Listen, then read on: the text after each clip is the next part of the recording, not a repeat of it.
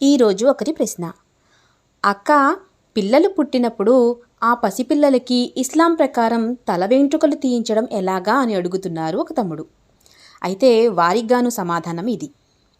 ఇది దైవప్రవక్త సల్లల్లాహు అలైహి వసల్లం గారి సాంప్రదాయం.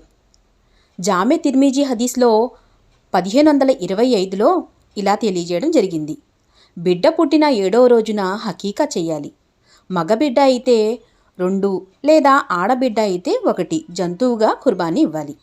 ఇంకా ఆ బిడ్డ తల వెంట్రుకలు తీయించాలి. అలాగే పేరు కూడా పెట్టాలి. ఈ 3 పనులు చెయ్యాలి. మగబిడ్డ అయితే ఖత్నా కూడా చేయించాలి. ఇది బుఖారీ హదీస్లో ఉంది. అయితే బిడ్డ తల వెంట్రుకలు బరువుకు సరిపడే వెండి కానీ, బంగారం కానీ, డబ్బును కానీ దానం చెయ్యాలి. ఇందులో ఒక పెద్ద అపోహ ఉంది. అదేంటంటే బిడ్డ తల వెంట్రుకలు తీసిన తర్వాత ఎక్కడ వెయ్యాలి అని అనుకుంటారు.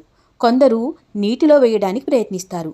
కాబట్టి వాళ్ళు సముద్రానికి వెళ్ళి లేదా నదుల దగ్గరికి వెళ్ళి ఆ తల వెంట్రుకలను వేయడానికి ప్రయత్నిస్తూ ఉంటారు.